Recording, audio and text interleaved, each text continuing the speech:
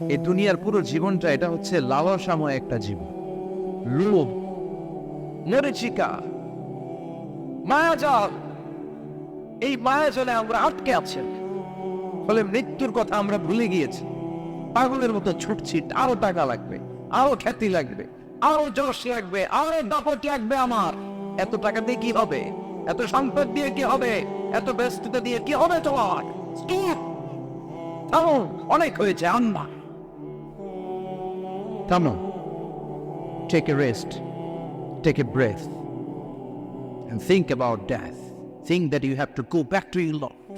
একটু বসেন না, একটু ভাবেন যে আমাকে চলে যেতে হবে, চলে যেতে হবে। এই কোলাহল, এই ব্যস্ততা, এগুলো থাকবে, থাকবো না আমি।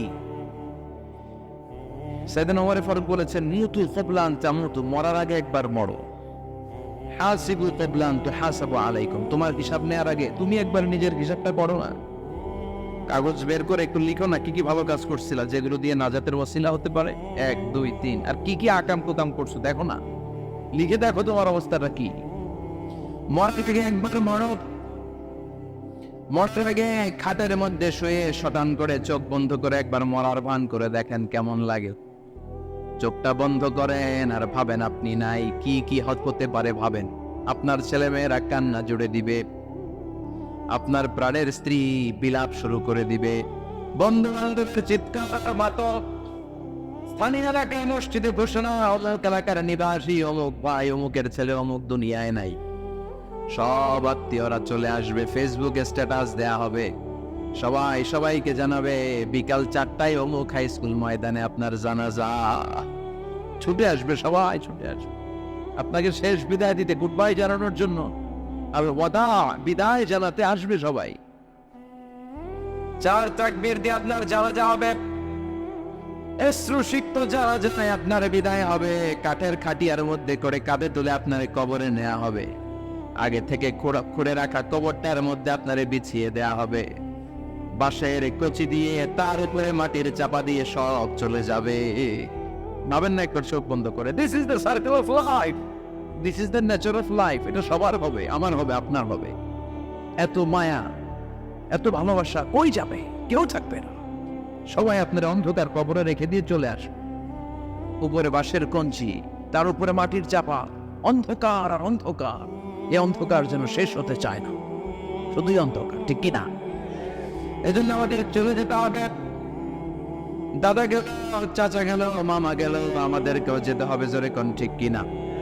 একদিন মাটির ভেতরে হবে ঘরে মন আমার, কেন বন্ধ দালান ঘর, প্রাণ পাখি উড়ে যাবে পিঞ্জর ছেড়ে।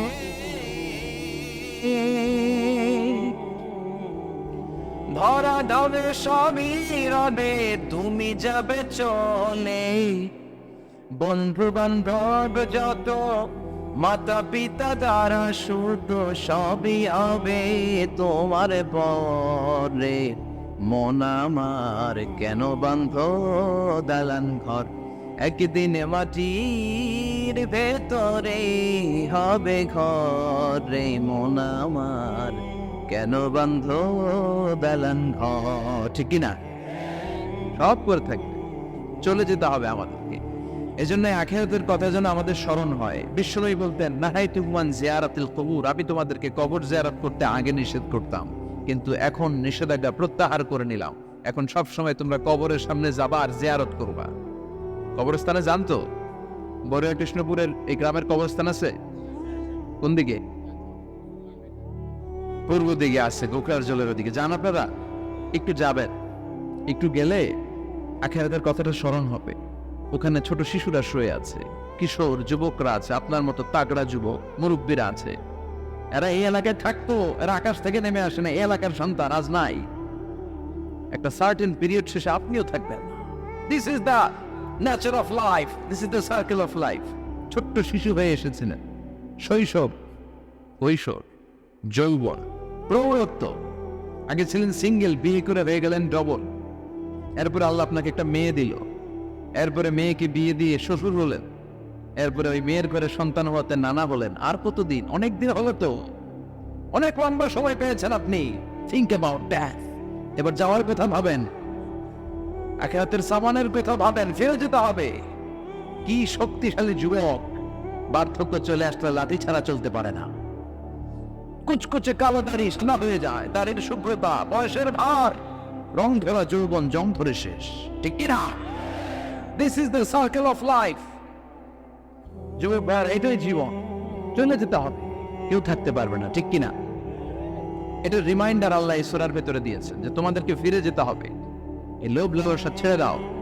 রব্বুল আলামিন বলেন, আল্লাহুকুমুত তাকাসুরু হাত্তা যুরতুমুল মাকাবির। ও গোলাম, দুনিয়ার সম্পদ, লোভ লালসা তোদেরকে পাগল বানিয়ে দিয়েছে।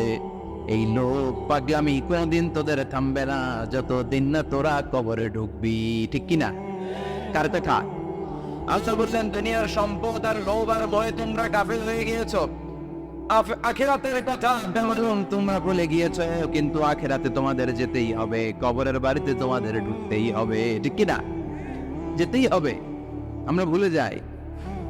আলহাকুমুত তাকাসুর, অতিরিক্ত পাওয়ার লোভ, বেশি বেশি খাওয়ার লোভ, বেশি বেশি জমানোর লোভ মানুষকে গাফিল বানিয়ে দিয়েছে। এটা মানুষের স্বভাব। আরো চাই, আরো চাই, এই স্বভাবটা আছে না নাই? দেখবেন ছোট বাচ্চারা মসজিদের দোয়া অনুষ্ঠান শেষে জিলাপি দেয় না? বড় কৃষ্ণপুর কি দেয়? আগে বাতাসা দিত না, এখন কি দেয়? জিলাপি দেয়, মিষ্টি দেয়। তো মসজিদের 2-3 গেট থেকে যদি দেয়, ছোট বাচ্চারা দেখবেন এদিক দিয়ে কয়েকটা নিয়ে আবার ওই গেটে লাইন ধরে। ওর হাত হলি ছোট হাত, ওর হাত ভর্তি জিলাপি, আর নেওয়ার জায়গা না, এরপর আরেক জায়গায় লাইন ধরছে। আরো লাগবে, আরো লাগবে, এই আরো আরো আরো চাই। এই স্বভাবটাই মানুষকে কুড়ে কুড়ে শেষ করে দিয়েছে। এত লাগবে কেন তোমার? চাহিদার কোনো শেষ নাই। Unlimited demand of human being. যার আছে বেশি তার চাই বেশি। যার সাইকেল আছে তার হুন্ডা চাই, হুন্ডা আছে তো প্রাইভেট কার চাই, প্রাইভেট কার আছে তো প্লেন চাই, প্লেন আছে তো হেলিকপ্টার চাই, হেলিকপ্টার আছে তো ওইটা চাই, ওইটা আছে তো সেটা চাই, ঠিক কিনা? এলাকার মেম্বার যে হয়েছে চেয়ারম্যান হতে চায়, আছে না নাই? চেয়ারম্যান সাহেব এমপি হতে চায়, আছে না নাই? এমপি সাহেব মন্ত্রী হতে চায়, আছে না নাই? মন্ত্রী সাহেব প্রধানমন্ত্রী হতে চায়, আছে না নাই? কিন্তু এই দেশে সুযোগ নাই। কথা কন, এই দেশে প্রধানমন্ত্রী সিলেক্টেড। 2-3 জনের বাইরে কেউ প্রধানমন্ত্রী হতে পারবি না, ঠিক কিনা? আমার এই জীবনে তো আমি 2-3 জনই দেখলাম। বেগম খালেদা জিয়া, মাননীয় প্রধানমন্ত্রী শেখ হাসিনার ছোট্টবেলা দেখেছি এরশাদকে, আমরা তখন ছোট। তো মানুষের চাহিদার কোনো শেষ নাই, যার আছে বেশি তার চাই বেশি। এজন্য বিষ্ণু বলেছেন, উনজুরু ইলা মান হুয়া আসফালা মিন, তোমার চেয়ে যে খারাপ আছে ওর দিকে তাকাও। ওয়ালা তানজুর মান হুয়া আ'লা মিন, তোমার চেয়ে যে ভালো আছে ওর দিকে তাকাও না, তোমার চেয়ে যে খারাপ অবস্থানে আছে ওর দিকে তাকাও। অনেকে নিজের অবস্থান নিয়ে সুখী না, এরকম আছে না নাই? আল্লাহ আমার এটা দিল না রে, ওইটা দিল না রে, পাইলাম না রে, কিচ্ছু হয় না, কি করবো জীবনে, হতাশ। আসলে আছে কিন্তু অনেক, কিন্তু শুকরিয়া নাই, ডাকাত, ঠিক কিনা? নিজের অবস্থান নিয়ে সুখী না, কিন্তু অনেক লোক আছে তারা আপনার অবস্থানে পৌঁছতে চায়। তাদের দিকে তাকিয়ে দেখেন, আপনি যে অবস্থানে আছেন এই অবস্থানে পৌঁছাটা অনেকের কাছে স্বপ্ন। তারা প্রতিনিয়ত সংগ্রাম আর স্ট্রাগল করে যাচ্ছে আপনার অবস্থানে পৌঁছতে গিয়ে, আর আপনি এটা নিয়ে সন্তুষ্ট না। শেখ সাদির নাম শুনেছেন? বালাগাল উলা কাশাফাত দুজা, এই কবিতাটা রচয়িতা, ইরানের বিখ্যাত এক কবি। উনি একবার আর্থিক সমস্যার মধ্যে দিয়ে সময় কাটাচ্ছেন, টাকা নাই, পয়সা নাই, পায়ে দেওয়ার মতো জুতা নাই। উনি খুব দুঃখ পেলেন, হায় রে, আমি ইরানের এত বড় কবি, আমার পায়ে দেওয়ার মতো জুতা নাই। দুঃখ ভরা মন নিয়ে রাস্তায় হাঁটতে বেরোলেন। হাঁটতে হাঁটতে হঠাৎ দেখলেন একটা লোক শুয়ে শুয়ে কাঁদছে, ওই লোকটার 2টা পাই নাই, পাই নাই। উনি সিজদায় পড়ে গেলেন, আল্লাহর কাছে ক্ষমা চাইলেন, আল্লাহ অনেক দিয়েছ, শুকর আলহামদুলিল্লাহ। এজন্য যেই পরিস্থিতিতেই থাকি না কেন আমরা কি পড়বো?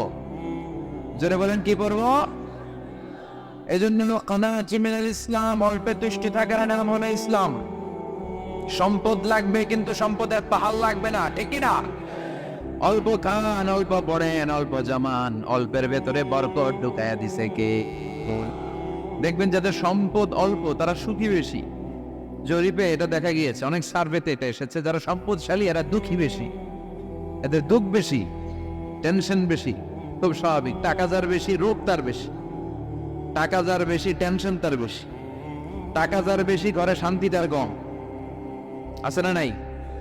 ঘরের ভেতরে অশান্তি, ছেলে কথা শোনে না, ছেলে টানে গাঞ্জা, মেয়ে করে পরকিয়া। আছে না নাই? স্ত্রী কথা শোনে না, ভালোবাসা নাই, ঘরটা জাহান্নামের টুকরা।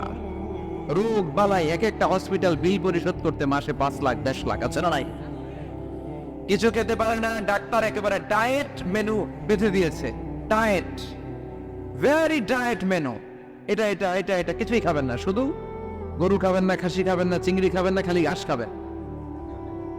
ইচ্ছে মতো ঘাস খাবেন, মানে ঘাস জাতীয় যত আইটেম আছে সব খাবেন, শাক খাবেন, সবজি খাবেন, সালাদ খাবেন। গরু, চিংড়ি, মুরগি, গোশত, ইলিশ কিছু খেতে পারে না। তাহলে রোগ বেশি, খাওয়ার মজা নাই, ঘরে সাংসারিক শান্তি নাই, খালি বেড়া মার বেড়া। ঠিক কিনা?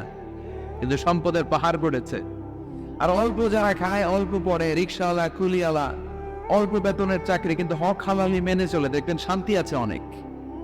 হ্যাঁ, বাসা ভাড়া দেয়, ফ্যামিলি চালায়, বাচ্চাদের স্কুল বিল, এরপরও মাস শেষে 1-2 হাজার টাকা হাতে থেকে যায়। আরো প্রতি মাসে 10 কোটি টাকা ইনকাম, তারপরও ব্যাংকের ঋণ আছে না নাই? সুখ কারে বলে? কিভাবে আপনি সুখকে ডিফাইন করবে? সুখ তো টাকায় কিনা যায় না, শান্তি টাকা দিয়ে হয় না, শান্তি দেওয়ার মালিক কে? শান্তি আছে অল্প খেয়ে শুকর করার মধ্যে, শান্তি আছে আলহামদুলিল্লাহর মধ্যে। চিল্লায় বলেন ঠিক কিনা?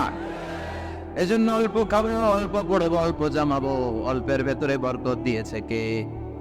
দেখেন, ধনী ভাইরা খেতে পারে না, কিন্তু রিক্সাওয়ালার কি সমস্যা হয়?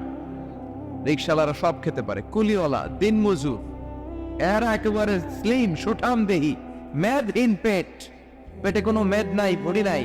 আর কোটিপতিদের মেদ আসা নাই, এত বড় বড় পেট। ঠিক কিনা?